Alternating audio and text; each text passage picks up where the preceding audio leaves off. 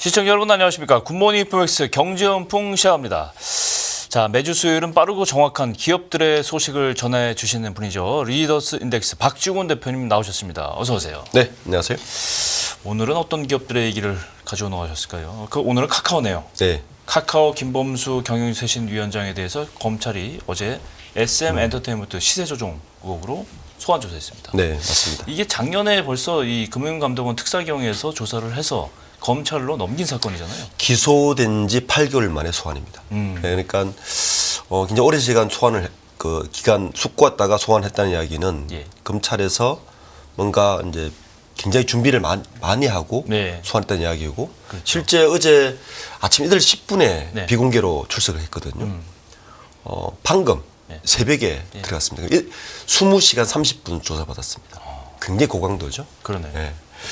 그리고 이미 그 남부지검이 어떻게 보면 금융범죄 전담 그렇죠. 지검이지 않습니까? 예.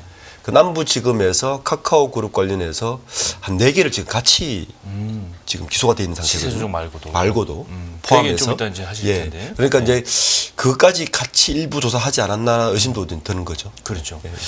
이게 요약을 해보면 이 하이브의 SM 엔터테인먼트 공개 매수를 막기 네. 위해서 시세 조정을 했다. 뭐 이거잖아요. 그렇죠. 예. 결론은 작년 2월 1일인데 카카오가 이제 SM 엔터테인먼트 경영권 갖고 하이브하고 경쟁하는데 이때 카카오가 사모펀드인 원아시아 파트너스하고 같이 공모를 해서 네. SM 엔터의 주가를 끌어올려서 맞습니다. 하이브의 이 매수를 좀 이게 어렵게 하려고 네. 조작을 한다. 뭐 이거잖아요. 그 작년도 타임라인을 다시 돌려보면 네. 당시 이제 카카오와 그 하이브 간에 SM 엔터를 M&A 인수하기 위해서 그렇죠. 경영권 분쟁이 벌어졌었죠. 예. 그때 2월 7일 날 먼저 그 SM에서 그 카카오가 먼저 SM 지분 9.05%를 확보한다고 발표를 해버립니다. 네. 6월 9일에. 예. 그러자 이제 하이브가 그 다음 날인 2월 9일 날에 네. 우리가 그러면 12만 원에 공개 매수할게라고 공포해버리죠. 가격을 확 올렸죠. 그렇죠. 왜냐하면 그때가 2월 7일 날 당시에 주가가 9만 100원이었어요. 9만 100원일 때 우리 10만 원에 공개 매수할 테니까 우리가 살 거야라는 의지를 밝힌 거죠. 30%를 더 올려서. 그렇죠. 그러니까 그 공개 매수 기간이 2월 9일부터 2월 28일까지였어요. 예. 요 기간 중에 어떤 일이 벌어졌느냐? 바로 그 다음 주 2월 16일 날 원아시아 그 파트너스가 파트너스, SM 주식 2.9%를 매수합니다. 이게 한 1,000억 정도 돼요. 네. 실제 현재 그 구속 수감 중인 사람이 있죠. 네. 그 배지현 카카오 총괄 대표가 이제 구속 수감돼 있는데 지난 10월 달에 요 공판에서 이준호 카카오 투자전략본부장이 배 대표가 그 지창원 그 원아시아 파트너스 회장에게 부탁해서 SM엔터 주식 1,000억 원치를 사서 하이버의 공개 매수를 저지해달라고 부탁했다는 것을 정언을 합니다. 네, 그러니까 실제 요인은 맞는 것 같고 이 때문에 실제 이제 2월 16일부터 주가가 13만 9천을 올라버려요. 그러니까 이제 공개 매수가 의미가 없게 된 거죠. 그렇죠. 결론적으로 성공은 했네요. 하이버는 네. 12만 원의 공개 매수가 의미가 없어지는 바람에 카카오가 SM엔터를 인수해버린 거죠. 그러니까 하이버 입장에서는 이거에 대해서는 이제 조작 의미에 대해서 이제 검찰에다가 고발을 하게 된 거죠. 말씀하신 대로 좀 전에 그 시세 조정 외에도 지금 뭐가 있냐면 드라마 제작사 고가 인수 의혹이 있고 네. 또 카카오 모빌리티 콜모라저기 카카오 택시 네. 이게 있고 이것도 같이 조사가 되는 것 같다. 지금 이제 크게 네 가지, 요거 포함해서 네 가지 건이 있습니다. 아까 방금 말씀하신 대로 드라마 제작 고가 인수건, 예. 그리고 모빌리티 콜모라 주기, 이건 이미 공정위에서 벌금을 때렸고 검찰이 기소를 해버린 상태고, 예. 마지막으로 이제 블록체인 플랫폼 클레이톤 관계사들이 횡령 배임 혐의가 있어서 4개가 지금 나머지 같이 수사를 하고 있습니다. 그렇군요. 하나하나 보면 이게 이제 아까 방금 이준호 투자전략본부장을 이야기했잖아요. 예. 요 분이 이제 카카오 엔터의 투자전략본부장인데 이때 무슨 일이 있었냐면은 이준호 투자전략본부장의 부인이 누구냐면 예. 윤정희 배우예요. 배우 윤정희 씨예요. 아. 네. 예. 이 윤정희 씨가 대주주로 있는 회사가 예. 그 바람 픽처스라는 엔터테인먼트 회사입니다. 요게 자본금 1억인데 2018년에 영업 손실 1억 원, 2019년에 마이너스 7억 원, 2020년에 영업이익 마이너스 22억 원이었는데 네. 요거를 2020년 7월에 네. 200억 원에 인수를 합니다. 아, 그건 상식적으로도 말이 안 되죠. 말이 안 되죠. 그래서 걸린 거고 특히 이제 더 의심이 됐던 게 이 부인 윤정희 씨 있죠. 네. 아까 이제 배재현 투자총괄본부장이 그 구속됐을 때 공소장에 나가서 증언했던 요 이준호 네. 투자 투자전략본부 부문장. 네. 윤정희 씨가 작년 12월 달에 SM엔터 주식도 50억 원치 가지고 있다고 발표가 됐습니다. 그 12월 달에 기준으로. 조금 거기서 조금 뭔가 그러니까 이준호 이미 추정을 할 수 있는 카카오가 여러 가지를 했다는 걸 또 추정할 수 있는 거죠. 그렇죠. 어쨌든 이 건으로 지금 지금 걸려 있는 게 하나가 있고 모빌리티 콜모라 주기는 말 그대로 이제 이게 굉장히 사실은 그 도덕적으로 문제가 심각한 것 같아요. 그렇죠. 이것 때문에 기사님들이 말이 많았잖아요. 난리가 났었죠. 사실은 이제 비가맹 택시에게는 좋은 쪽은 몰아주지 않고 가맹주에게는 멀리 가고 돈 되는 콜 몰아주는 요걸로 이제 고발된 건데 실제 지난해 6월 달에 공정위에서 272건 과징금 때리고 네. 그리고 검찰에다가 기소 의견으로 송치한 사건입니다. 지금 진행 중인 건이고요. 네. 마지막으로 블랙체인 플랫폼 클레이턴 광사 클레이턴. 이건데 이거는 뭐냐 하면 김 위원장, 김범수 위원장하고 네. 카카오톡 블록체인 플랫폼인 클레이턴 관계사 임원들이 배임 횡령으로 걸려 있습니다. 이거 시민단체에서 그랬는데 요게 클레이턴 사업권이 카카오 계열사 내부에서 이관되는 과정에서 내부자들이 배임을 했다는 겁니다. 요건 김 위원장도 본인이 걸려 있어서 지금 4건이 걸려 있어서 카카오가 사실은 뭐 굉장히 비난을 받고 있습니다. 클레이튼 얘기가 나왔었는데 이 카카오 한때는 정말 그 지금은 좀 시장이 죽었지만은 블록체인에서 코인 시장에서 카카오의 클레이톤에 대한 기대가 굉장히 있었어요. 그러니까 뭐 유혹이 많았겠죠. 그러니까요. 네. 당연히 뭐 주가는 타격을 입는 건데 네. 카카오 주가가 21년에 고가가 17만 원이었어요. 맞습니다. 그죠? 지금 4만 원 지금 선 4만 원이에요. 가고 있습니다. 이게 특히 이제 도덕적 해이, 경영진의 카카오페이 경영진의 먹튀 논란이 이게 21년에 딱 터지면서 네. 주가 계속 떨어지기 시작했어요. 네. 거기다가 그러다 보니까 이대주주가 이제 알리페이 싱가포르인데 여기서 이제 블록딜러 완전히 대량 매매로 이제 못 믿겠다 주식을 처분해 버렸잖아요. 네. 그러고서 이제 계속 10만 원도 무너지고 이제 4만 원까지 떨어진 거잖아요. 결국 이 도덕적인 문제 때문에 이제 뭐 일반 주주들이 굉장히 배신감을 느꼈고 여기다 이제 염증을 느꼈다 뭐 이렇게 하는 건데 이게 모럴 해저드 비판을 지금도 계속 되고 있는 게 이제 심판을 받는 이제 차례가 온 거잖아요. 그렇죠. 그죠. 이게 이제 카카오가 굉장히 급성장을 하면서 카카오 매출을 보면 2013년, 14년에 이제 카카오가 생겼지 않습니까? 예. 실제로 생긴 거는 2008년에 이제 카카오가 군을 시작하면서 매출이 한 10만 배 성장했어요. 10만 배. 예. 매출 그 시가총액이 아니고. 예. 그러다 보니까 이제 사실 카카오의 구조적인 문제인데 덩치는 재계 순위 15위입니다. 예. 시가총액 순위로 따지면 재계 순위 10위예요. 카카오가. 대단하네요. 대단하죠. 예. 그런데도 운영 방식은 여전히 그 김범수 의장이 초기 스타트업을 했던 그 스타트업 같은 것만 있는 방식으로. 거예요. 그러다 보니까 이게 여기에 참여했던 많은 그 김범수 의장의 가까운 인맥들이 있죠. 이분들이 스타트업식의 사고를 하고 있었던 거죠. 그러니까 우리가 소위 말하는 먹튀인 거죠. 나는 해서 빨리 팔아서 이익을 IPO 시켜서 남기고 IPO 나오면 시키면 끝나는 탈출하고. 거야. 그렇죠. 근데 이게 일반 투자자 입장에서 봤을 때는 이해가 안 되는 거죠. 그렇죠. 지금 카카오페이도 말씀하셨는데 카카오페이가 2021년 11월 달에 24만 원까지 올라갔습니다. 그렇죠. 예. 그때 먹튀를 한 거예요. 그때 경영진이 먹튀를 해서 첫 번째 이제 먹튀를 하면서 경영진이 885억을 챙겼거든요. 그리고 17만 원대로 떨어져요. 그렇죠. 그리고 나서 이대 주주가 알리페이인데 자기도 먹튀를 한 거죠, 사실은. 그렇죠. 뭐 근데 알리페이 입장에서는 투자했다가 IPO를 해서 이제 엑시트한 거니까 뭐 그나마 이해되는데 그러면서 이게 10만 원으로 하면 더 떨어집니다. 그리고 나서 지금 2만 원대까지 떨어졌잖아요. 2만 원대죠. 예. 그 이렇게 떨어지니까 그때 먹튀를 했던 신원근 대표 아직 자리에 있거든요. 자기는 주가가 다시 20만 원 회복될 때까지 최저임금 받겠다고 선언했는데 이게 더 화를 북돋았습니다. 주주들에게.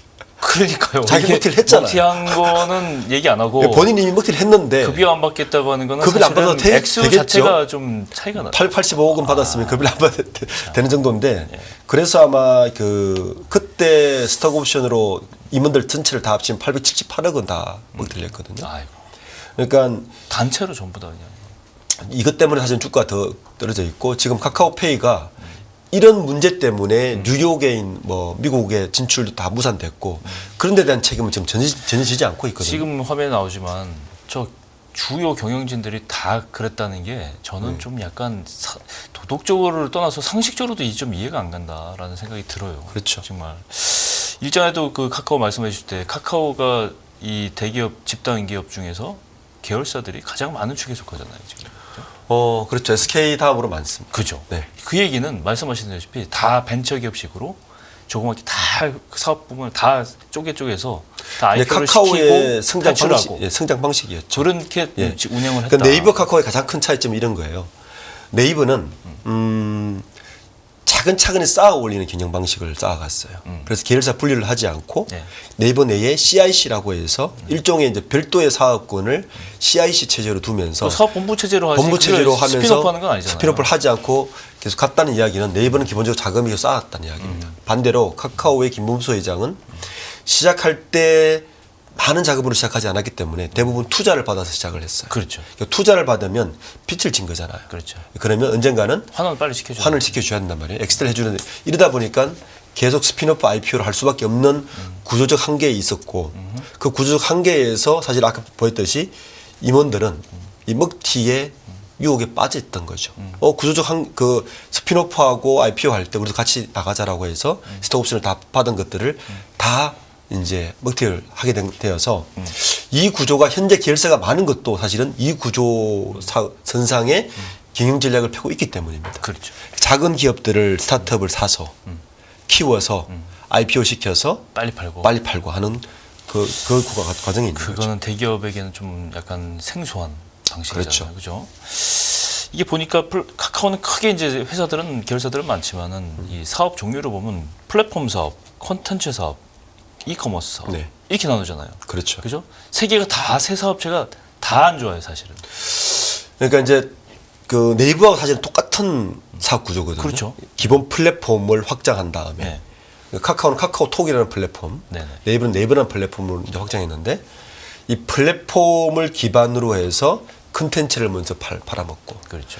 최근에는 컨텐츠보다는 이커머스가 훨씬 돈이 되다 보니까 그렇죠. 이커머스 시장으로 가는 요 구조로 선순환을 하는 구조였는데 가장 기본적으로 이제 카카오가 주가가 지금 뭐 계속 떨어지고 있는 가장 큰 이유는 첫 번째로 이 컨텐츠 이 플랫폼 자체가 약화되고 있다는 겁니다. 대표적으로 그 카카오 다움이죠. 네. 현재 그 검색 시장에서 다움이 그 MS의 빙을 지난달에 한테 져버렸습니다. 그러니까 2위, 3위로 떨어져 버린 거죠. 그러니까 3%대까지 떨어졌습니다. 그렇죠. 순위가. 예. 일단 플랫폼 자체가 그리고 또 하나는 이 지금 우리 자녀들 보시면 주로 뭐 만지는 거 보면 금방 압니다. 유튜브 보잖아요. 그렇죠. 예, 옛날처럼 네.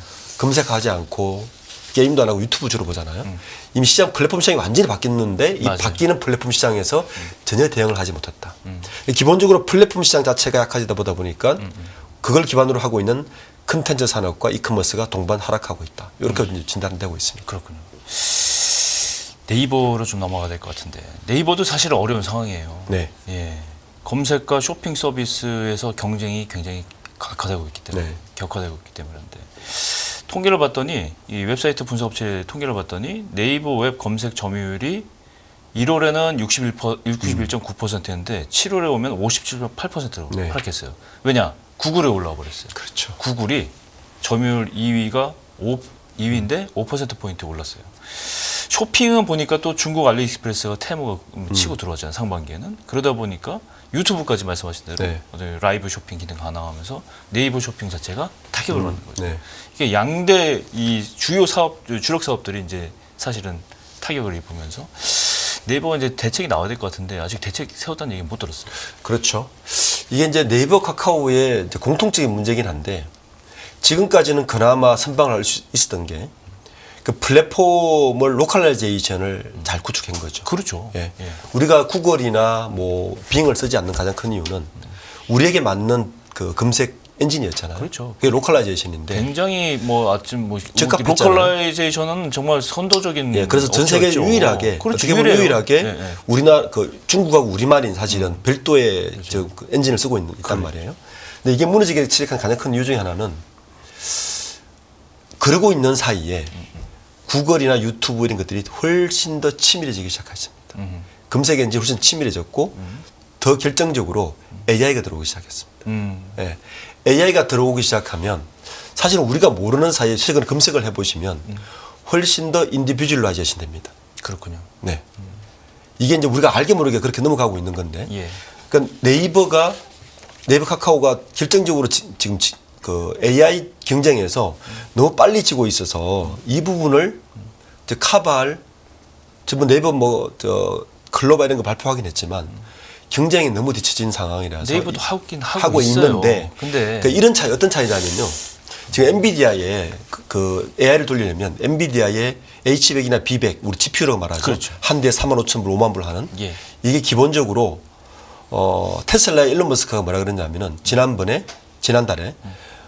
자기가 한 25,000대 정도를 발주를 해서 따라가겠다고 이야기했어요. 그렇죠. 25,000대 계산해 보시면 어마어마한 금액입니다. 어마어마한 금액이죠. 그런데 네이버 클로바나 LG에 사고 있는 AI 정도는 이 GPU가 몇천 대 수준이에요. 예. 몇만 대 대 몇천 대 수준이에요. 투자가 게임이 안 되는. 게임이 안 되는 거죠.